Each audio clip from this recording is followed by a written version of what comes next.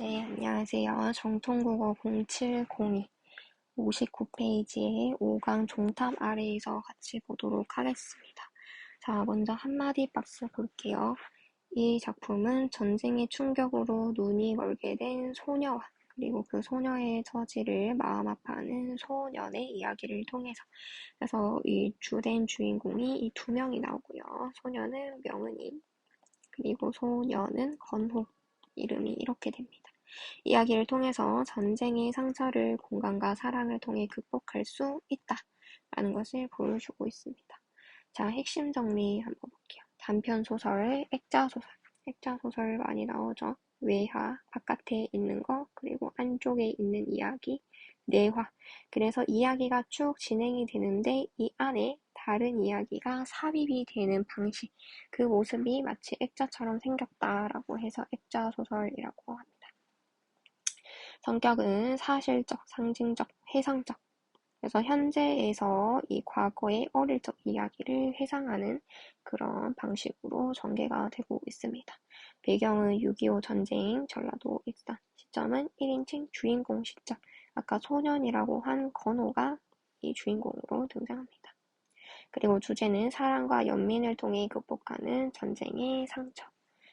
자, 전체 줄거리 먼저 같이 한번 읽어보겠습니다. 환갑이 다 된 초등학교 동기들이 모여서 돌아가며 자신의 옛 이야기를 한다. 마지막 순서로 말수가 없는 건호가 나서서 어린 시절 사랑 이야기를 하겠다고 한다. 나는 어느 날 군청 관사 정원을 지나다가 명은이를 보게 되는데 그녀가 눈이 멀었다는 것을 알고 놀라서 달아난다. 다음 날부터 나는 명은이와 친해지기 시작한다. 어느 날 나는 명은이에게 전쟁 이야기를 전하다가 갈등을 겪게 돼. 그리고 나와 명은이는 종소리를 계기로 화해를 합니다. 자, 나는 명은이에게 종을 울린 백마 이야기를 들려주고, 그래서 여기에서 지금 나와 명은이 이야기가 쭉 나오다가 갑자기 백마 이야기, 새로운 이야기가 안에 삽입이 되죠. 얘가 이제 안쪽에 있는 이야기, 내화가 됩니다. 자, 그래서 이 백마 이야기를 들려주고 종탑 아래에서 종소리를 듣는다. 그 후 명은이는 직접 종을 치고 싶어 합니다. 하지만 종을 관리하는 딸고만이 아버지 때문에 명은이의 요구를 들어줄 수 없는 나는 난처한 처지에 놓인다. 나는 결국 명은이와 함께 종탑에 가서 종을 치고 그녀의 울음소리와 함께 종소리가 울려 퍼진다. 건호의 이야기를 들은 초등학교 동기들은 그 이야기에 대해서 이런저런 말을 주고받다가 새벽이 되어서야 자리에서 일어난다. 그래서 이야기는 이렇게 되고요. 자, 그래서 요 앞부분 가나 다 이렇게 소설이 나뉘어져 있는데요. 먼저 이 앞부분 읽어보고 또 같이 보도록 하겠습니다. 자, 가문단부터 볼게요. 최전방에서는 중공공의 충계 대공세가 한창이었다. 뭐 괴멸하였다, 선멸하였다, 뭐 이런 식으로 약간 6.25 전쟁 이거에 대한 내용이 쭉 담겨 있습니다. 그래서 벽보들이 막 붙어 있었다.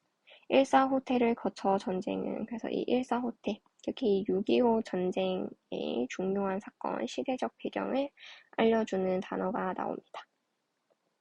이 처음 시작되었던 그 자리로 얼추 되돌아와 38선을 사이에 두고 오랫동안 교착 상태, 이 움직이지 않는 그런 상태에 빠져 있었다. 이런 식으로 전쟁이 진행되고 있는 상황, 그거를 듣고 있는 나, 건호가 이렇게 얘기를 하고 있는 겁니다. 그런데 어때요? 그 속내를 나는 당최 이해할 수 없었다. 왜냐하면 건호는 이때 당시에 어린 아이였기 때문에 이러한 좌우 이념의 대립을 제대로 이해하지 못하고 그냥 들리는 대로 객관적으로 이야기를 하고 제대로 이해는 하지 못했습니다. 자, 그 다음에 나문단 볼게요. 여기에서 이제 소녀, 명은이가 처음으로 등장을 합니다. 자, 꽃무늬 원피스 정갈하게 단발머리를 하고 하얀 고무공을 친 채 양팔을 앞으로 나란히 뻗은 개성야릇한 자세로 소리 없이 다가오는 중이었다. 그래서 뭔가 이상한 자세, 이거를 보고 소녀가 눈이 이 앞이 안 보이는구나 라는 걸 이 독자들이 읽으면서 조금 암시할 수 있도록, 이해할 수 있도록 넣어놨습니다. 자, 그리고 이 소녀가 거기 누구? 하고 묻죠. 그런데 나는 이제 손에 든 나뭇개비를 팽개치면서 단박질, 이 뜀박질, 도망을 가기 시작했어요. 당달 봉사다. 왜 이렇게 도망을 가기 시작했느냐? 이 소녀가 앞을 보지 못한다란 이 장님이라는 사실을 알고 너무 놀래서 이렇게 도망을 갑니다. 그래서 지금 이 도망가는 행동, 모습을 행동을 보여주기 방식으로 이렇게 나타내고 있죠. 그래서 이 소년의 놀람, 깜짝 놀란 심리를 드러내줍니다. 자, 그리고 여기 보면은 이 계집의 희고도 곱상한 얼굴, 화사한 옷맵시, 어설퍼 보이던 행동 거지, 줄고 떠나지 않았다. 이런 식으로 이 소녀가 어떻게 생겼는지 외양 묘사를 쭉 하면서 나가 소녀에게 관심이 있구나, 호기심이 생겼구나, 이러한 심리 상태를 또 마찬가지로 드러내줍니다. 자, 그럼 또 문제 같이 보도록 하겠습니다. 1번에는 적절하지 않은 것 찾아내라고 하죠. 자, 윗글에 갈래라고 하면은 소설이었습니다. 그래서 작가가 꾸며낸 허구, 픽션이다. 그리고 소설은 갈등을 중심으로 갈등이 어떻게 전개가 되느냐에 따라서 소설이 쭉 이어지죠. 그래서 우리 소설의 구성 단계 5단계가 있었습니다. 그래서 이 갈등, 특히 또 내적 갈등, 외적 갈등 아주 중요하게 나오게 되죠. 여기서는 지금 소년과 소녀의 갈등이 또 특히 나오게 됩니다. 그 다음에 3번 현실을 반영하여 현실에 있을 법한 이야기로 제시된다라는 것을 이제 개연성이라고 하고요. 개연성은 소설의 또 아주 중요한 특징이니까 기억해주면 좋겠습니다. 그리고 4번 인물, 사건, 배경 요거 3개 한번 묶어볼까요? 이 3개는 소설의 구성 요소 3요소입니다. 구성 3요소. 그래서 소설을 만들 때 꼭 있어야 하는 이 3가지. 그렇기 때문에 이거는 적절하고. 그 다음에 서술자의 중개 없이, 중개 뭐 서술 비슷한 말이죠. 서술자의 서술 없이 대사, 행동을 통해서 이야기가 전개된다. 그런데 대사 행동이라고 하면은 아까 이런 장면 같은 경우에 건호가 뭐 요렇게 도망가며 당달공사다 이렇게 대사를 이렇게 외치면서 되는 거를 지금 5번이 얘기하는 건데요. 그거는 지금 소설의 서술 방식이 아니라 뭐 희곡이나 시나리오이나 거기에서 이렇게 대사 행동이 나타나죠. 그래서 1번에 5번이 적절하지 않다. 자, 그 다음에 2번 보겠습니다. 적절하지 않은 거. 자, 4번에 보면은 나와 등장인물의 심리가 모두 전달된다고 했는데 여기에서는 특히 나의 심리만 드러나고 있습니다.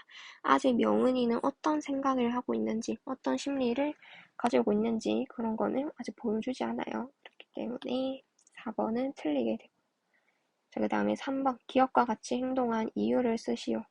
소녀가 눈이 안 보인다는 사실에 너무 놀라서 이렇게 도망을 갔습니다. 자, 그 다음에 다음 페이지 보도록 할게요. 자, 여기 앞부분에 또 중략이 되어 있는데 이제 나와 명은이가 조금 친해지게 되면서 명은이는 할머니와 함께 살고 있는데요. 이 할머니가 건호에게 몇 가지 주의사항을 줍니다. 이 명은이에게 절대로 전쟁에 관한 이야기는 하지 말아라. 왜냐하면 명은이가 이 전쟁에 대한 트라우마가 있어서 이 전쟁으로 인해서 명은이가 눈도 이제 안 보이게 되고 부모님도 잃게 되고 했기 때문에 이런 이야기는 절대 하지 말아라 라고 얘기를 했습니다.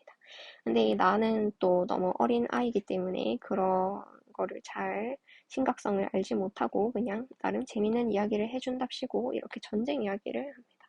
그러니까 명은이가 어떻게 해요? 듣기 싫단 말이야. 제발 그만둬라고 화를 냅니다. 소리를 막 지르. 그래서 나는 얘가 왜 이러지? 어안이 벙벙해져서 어찌할 바를 몰랐어. 근데 명훈이는 꼴도 보기 싫으니까 가버리라고 막 소리를 치자 나는 그냥 당황하면서 도망을 갑니다. 그래서 여기에서 특히 나, 명은이, 이 인물 간의 갈등 이것이 이제 외적 갈등이죠. 외적 갈등이 두드러지게 나타나고 있다고 볼 수 있습니다. 자, 그 다음 이제 나문단.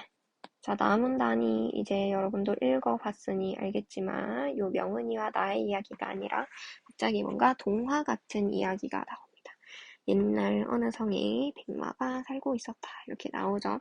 그래서 여기에서는 지금 안쪽에 삽입된 내화, 백마 이야기가 등장을 하고 있고 여기에서 백마는 늙고 병들게 되었다 할 때 이 백마가 명은이를 상징하고 있습니다.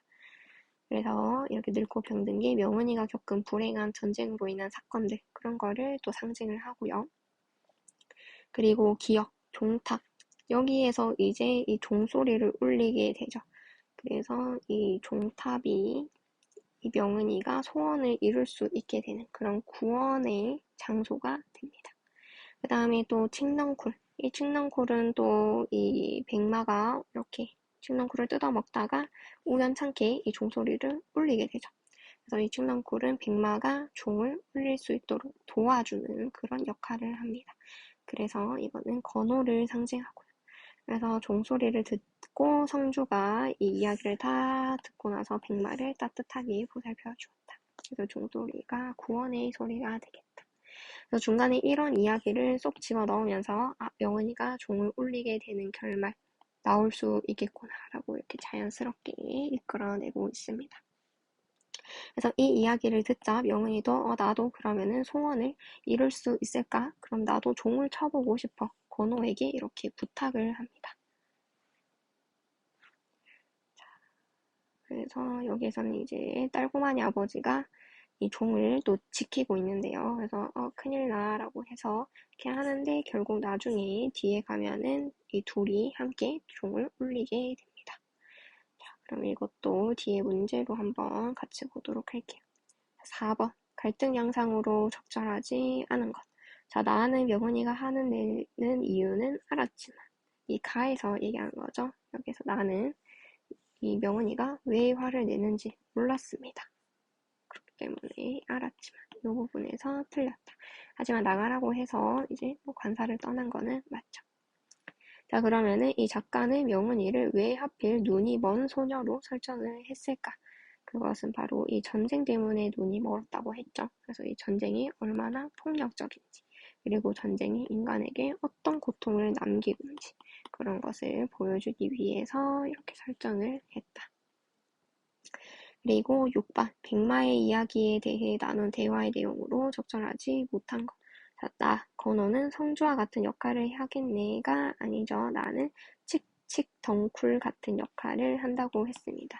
그래서 6번의 답은 3번이 되겠습니다. 그럼 뒤에 남은 문제도 여러분이 한번 각자 풀어보면 되겠습니다.